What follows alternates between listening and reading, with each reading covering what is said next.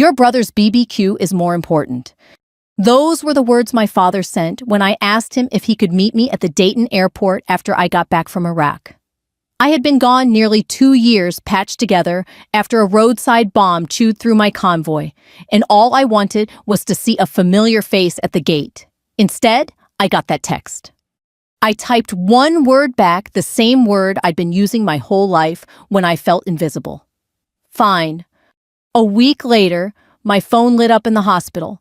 28 missed calls buzzing over and over in that dim room. It was my father. He was panicked because my VA check hadn't cleared and he wanted me to cover the bills. Lying there with IV tubes in my arm, I whispered to the ceiling, "Now you remember me?" That's where this story really begins. My name's Sarah Whitfield. I was born and raised in Dayton, Ohio.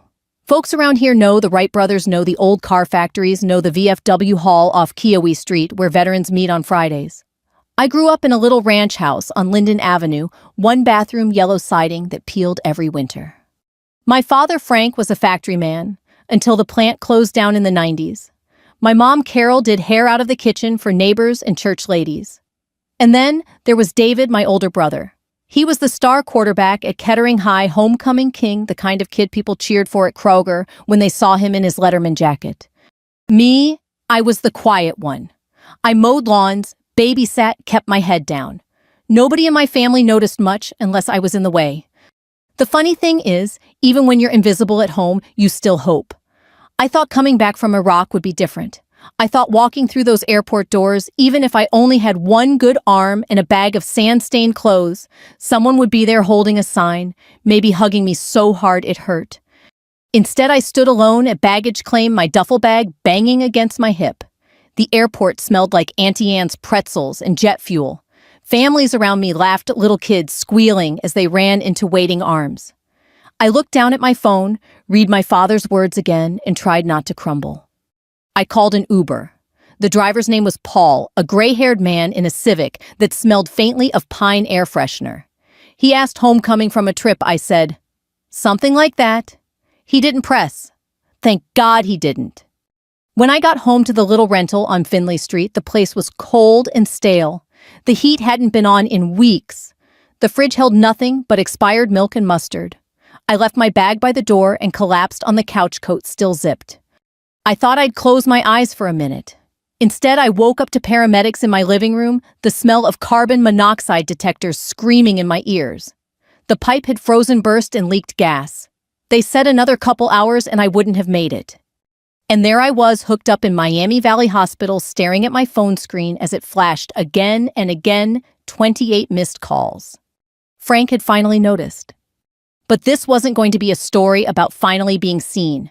No, this was going to be a story about what happens when you let a family treat you like a ghost for 30 years.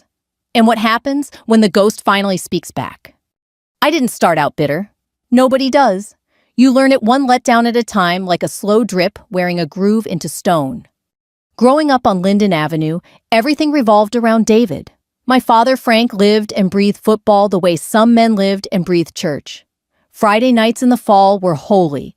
David's name was in the paper almost every week. Whitfield leads Firebirds to victory. Mom clipped every article, taped them to the fridge until the door looked like a shrine. Me, I got a certificate once for perfect attendance in 8th grade. It hung on the side of the fridge, half covered by the electric bill. I still remember the maple tree in our front yard. When I was 9, I slipped off a branch and landed bad. Snapped my arm. The pain lit up my whole body, made me gasp like I was drowning. Frank took one look at me, pale and crying, then looked at his watch. David had a playoff game. Mom said we can't let him miss it. So they dropped me off at the ER with Mrs. Turner, our neighbor, and drove away. I sat there, with my arms swelling purple, trying not to cry too loud because Mrs. Turner already looked uncomfortable. The doctor asked, "Your parents coming soon?" I lied and said yes. By the time Frank showed up, David had scored 2 touchdowns and my cast was already drying. That was the first time I told myself, fine. High school wasn't much different. David's senior year scouts came from Ohio State. Every weekend was tailgates, cookouts, the whole neighborhood buzzing. When I won the essay prize at state, my dad shook my hand distractedly while asking David if he'd stretched before practice.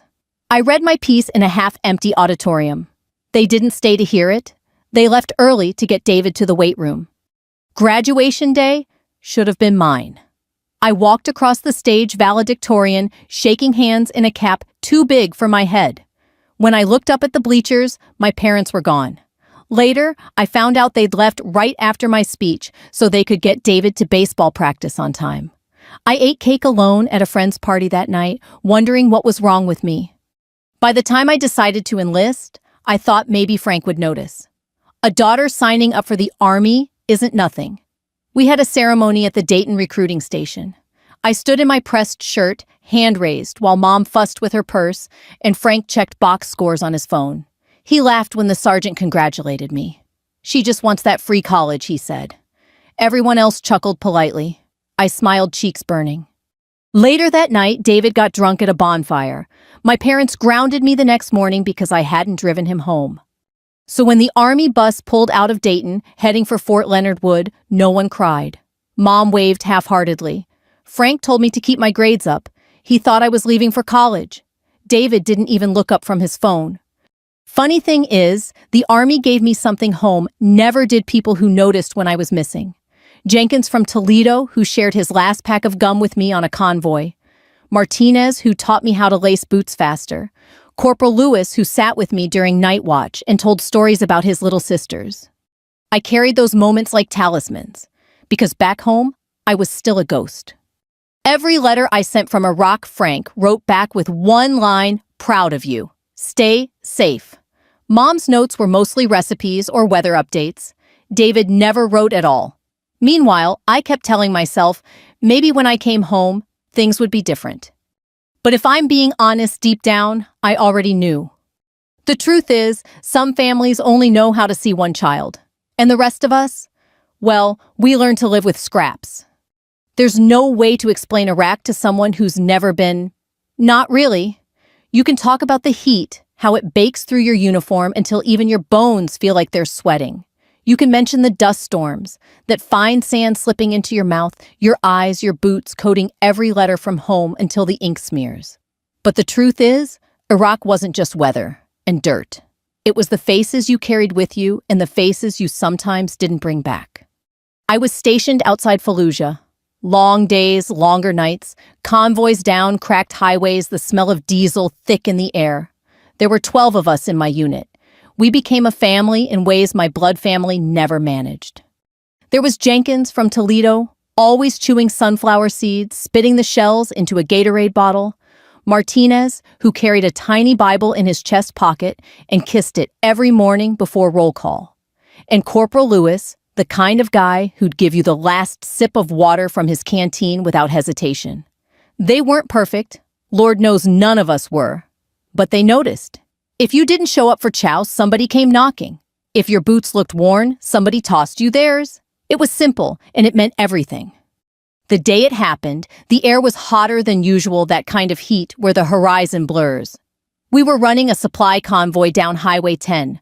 I was riding in the second Humvee rifle across my lap, trying to stay awake. That's when the world tore open. A roadside bomb exploded 2 vehicles ahead. The sound wasn't just noise. It was a force, a punch to the chest that rattled my teeth. Smoke and fire bloomed like something alive. Shouts in my headset, tires screeching chaos. I remember grabbing my rifle heart, hammering, even before the second blast hit closer. That one knocked me sideways, slammed me into the doorframe. I felt something snap, white-hot pain flooding my left arm. I didn't black out, though. I almost wished I had.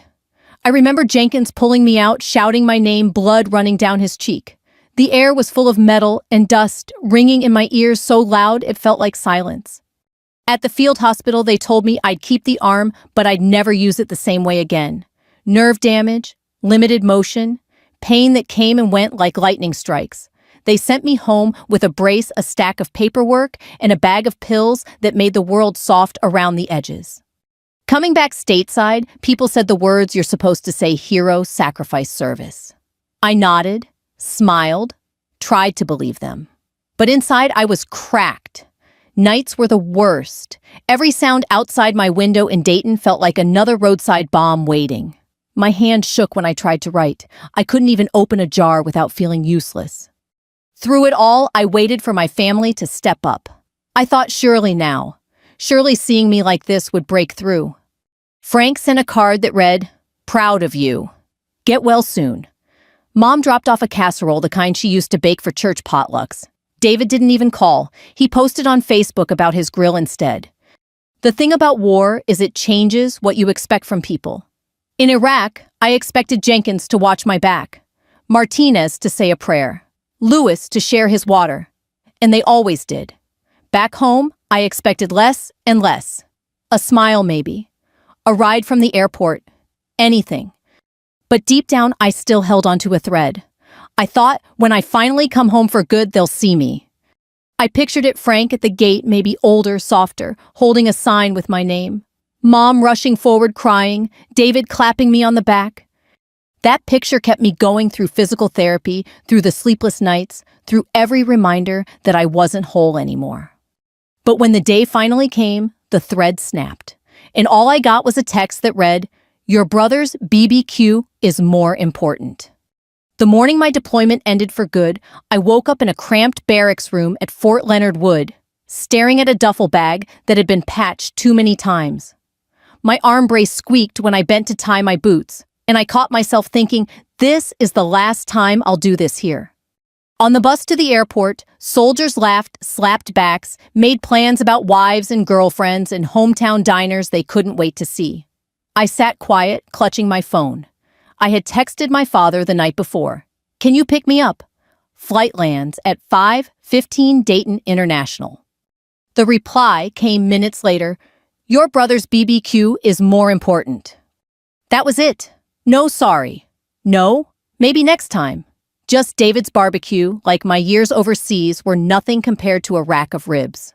I read it twice, thumb hovering over the screen, then typed the word I always typed: fine. When I stepped off the plane in Dayton, the air smelled different, like wet pavement and jet fuel. Families were pressed against the railing, kids waving flags, wives holding handmade posters that read, "Welcome home, Daddy." A little boy in a Spider-Man shirt launched himself into a soldier's arms, nearly knocking him over. And me, I stood alone at baggage claim, duffel strap, digging into my shoulder. No sign with my name, no arms wrapping me tight. Just the clatter of the carousel and the chatter of strangers. I pulled out my phone again, half hoping maybe Frank had changed his mind. Maybe Mom had texted. Nothing.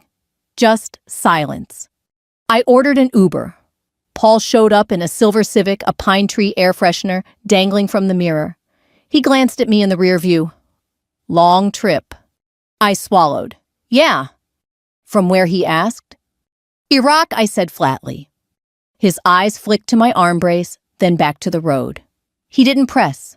For that, I was grateful. Home didn't feel like home.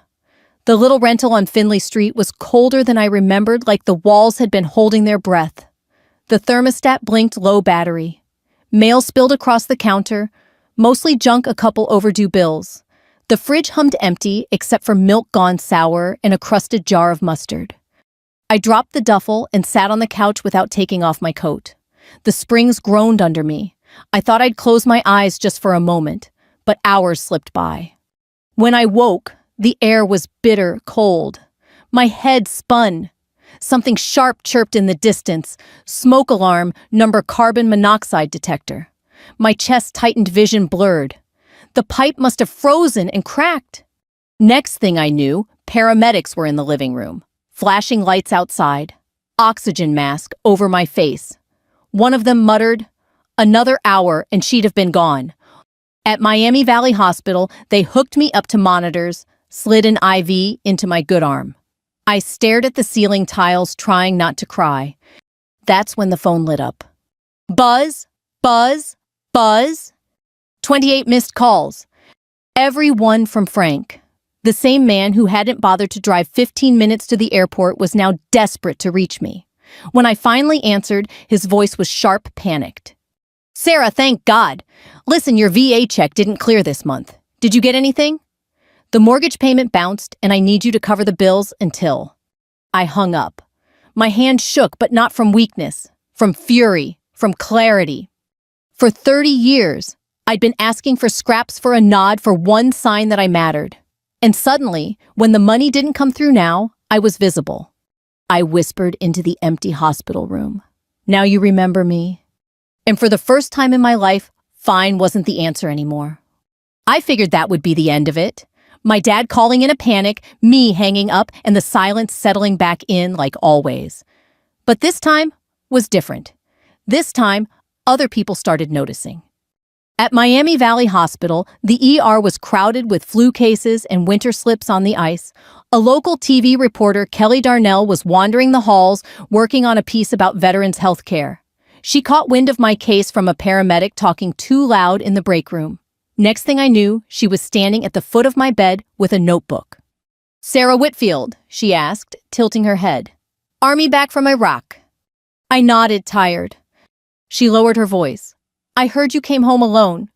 And then, well, you ended up here. Do you want to tell me what happened?" At first I wanted to say no. It felt private, too raw. But then I thought about Frank's words about my phone lighting up with missed calls that had nothing to do with love and everything to do with money. I thought about being invisible my whole life. So I told her, not everything, but enough.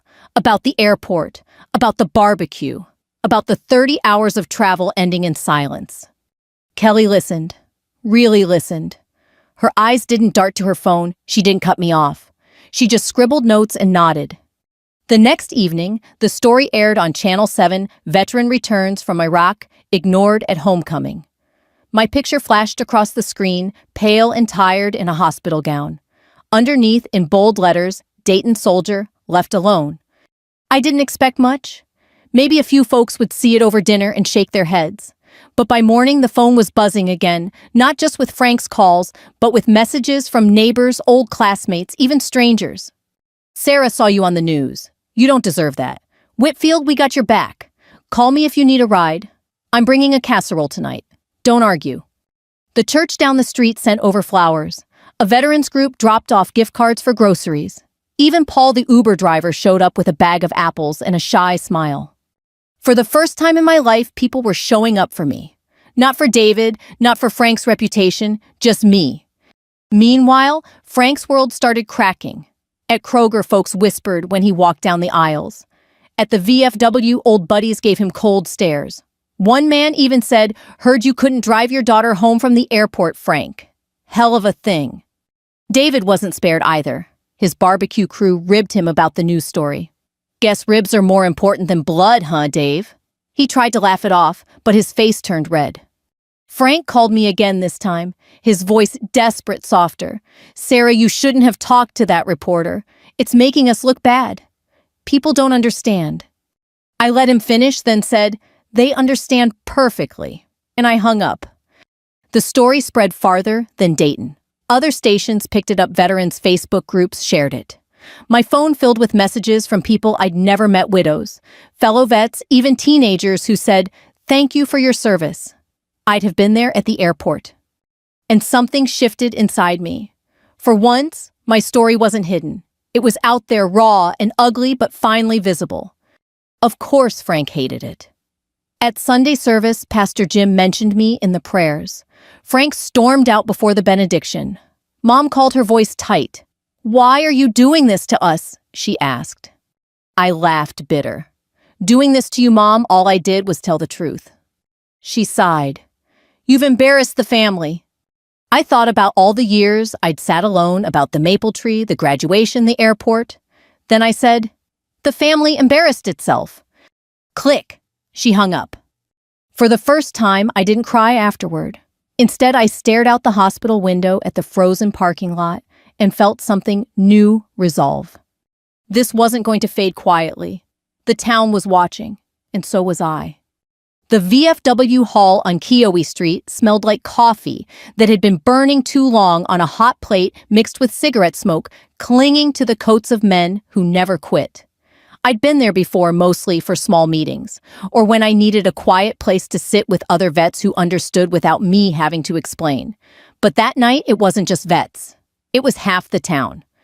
The fundraiser had been scheduled weeks before, just a little event to raise money for the Honor Guard uniforms. After my story hit the news, though, it turned into something else entirely. Flyers went around, "Support our soldier, Dayton's own Sarah Whitfield speaks." When I walked in, people clapped. I'm not exaggerating. They actually clapped like I was someone worth noticing. Old Mrs. Turner from my childhood waved from the back. Jenkins from my unit had even driven down from Toledo, his limp more pronounced, but his grin wide. My knees wobbled, but I forced myself forward. I spotted them in the crowd. Frank and David, sitting near the back arms, crossed, looking like they'd rather be anywhere else. Frank wore his church blazer, the one he thought made him look respectable. David tapped his knee, jaw clenched. The MC cleared his throat and introduced me as a daughter of Dayton who served with honor. My throat tightened. I stepped to the microphone, the wooden podium scratched and stained from years of use. "Evening," I started, voice low. "Most of you know me as Frank Whitfield's daughter. Some of you just know me as that girl who went off to Iraq. I want to tell you a little bit about what happened when I came home." The room hushed. I could hear the hum of the fluorescent lights above. I asked my father if he could pick me up at the airport after 30 hours of travel. He texted me back, "Your brother's BBQ is more important." A murmur rolled through the crowd, heads turning toward the back where Frank sat stiff. I typed back one word, "Fine." Because that's what I always said. When I broke my arm at 9 and they left me at the ER, fine. When they left my graduation early to get David to practice, fine. When I enlisted and my dad joked I just wanted free college, fine. My voice shook, but I didn't stop. But here's the thing. I went to Iraq. I came back broken in ways you can see and ways you can't. And I still thought maybe this time it would be different. That they'd see me. That I mattered. I gripped the podium tighter. A week later, lying in a hospital bed, my phone lit up with 28 missed calls. Not because my dad suddenly cared, but because my VA check hadn't cleared and he needed me to cover his bills. The crowd gasped. Someone muttered, "Shameful." I looked straight at Frank, then his face, red eyes darting. For 30 years, I asked for nothing but to be seen. And the only time it was about money. So, Dad, I'll say it now. Out loud, where everyone can hear. Now you remember me? Because this whole town remembers what you chose instead. Applause broke out, sharp and angry and righteous. Folks stood clapping, some shaking their heads in disbelief. Frank tried to rise, sputtering. "You don't understand, it was a misunderstanding. I was busy." Busy. I cut in, my voice steady for once. Busy for every game, every practice, every barbecue. Too busy to see your own daughter, but never too busy when you wanted her check. The applause grew louder, drowning him out. David muttered something under his breath and shoved his chair back so hard it scraped the floor. He stormed out, shoulders hunched. Frank stayed seated, jaw working, but he didn't say another word. The shame hung around him like smoke. When I finished, people came up, shaking my hand, patting my shoulder. "Proud of you, Sarah. We've got your back." Even Pastor Jim, who'd watched my dad storm out of church weeks before, clasped my hand and said, "You spoke truth tonight. That took courage." I wasn't sure it was courage. It felt more like finally breathing after years underwater. As the night wound down, I sat with Jenkins, sipping burnt coffee. "You did good," he said, sunflower seeds still in his pocket, out of habit. For once, I didn't say fine. I just nodded. And deep down, I knew the town had seen me, even if my father never really would. After that night at the VFW, nothing in Dayton felt quite the same. Word travels fast in a town where everyone shops at the same Kroger and runs into each other at the post office. Folks who'd never spoken to me before started stopping me in the bread aisle, saying things like, "You're that Whitfield girl. You spoke your truth. Good for you." It was strange being recognized, noticed, even respected, The little girl who once sat with a broken arm in the ER by herself would never have believed it. I moved into a modest apartment downtown near 5th Street, where I could walk to the library and the coffee shop that played old country music on the radio. The landlord was a Vietnam vet who knocked $50 off my rent each month for service. It wasn't charity, it was kinship.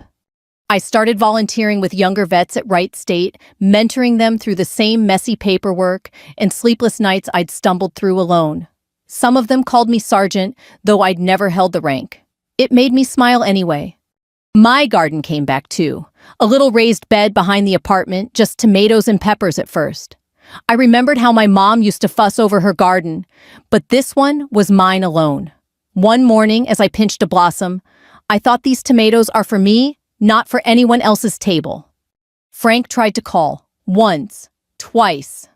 A letter came in his neat block handwriting. I never meant to hurt you. Let's talk. I read it, folded it back up, and slid it into a drawer. I wasn't angry anymore. Just finished. Mom sent a birthday card, signed, Love, Mom and Dad. No note inside. I set it on the counter with the rest of the mail and didn't feel much either way. The real family I found were people like Jenkins, who still came by with sunflower seeds and stories that made me laugh until my stomach hurt.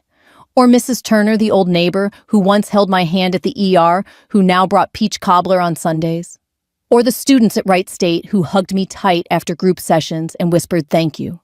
One afternoon, I sat in my apartment window, watching the sunset over the Miami River. The water caught fire with orange and gold, and for the first time in a long time, I didn't feel invisible. Revenge. I realized hadn't been about slamming doors or screaming in my father's face. The real revenge was quieter, building a life where I was seen valued and loved by the people who showed up when it mattered. And maybe it was about letting the whole town know the truth. My father could never hide behind his BBQs or excuses again. People remembered. I remembered. I think about that often, especially when I mentor younger vets who feel forgotten. I tell them what I've learned. Family isn't always blood. Sometimes it's who shows up, who brings soup when you're sick, who answers at 2 a.m. when the nightmares won't quit. If you're listening right now and you've ever felt invisible to the people who should have seen you first, I want you to know this. You're not alone. Your story matters. Your worth isn't tied to who ignored you. It's written in the people who step forward when everyone else steps back. So if this story hit something inside you, share it. Talk about it. And if you've ever been left behind but found strength anyway, drop a comment below. I'd love to know where you're listening from. Thank you for being part of this journey with me.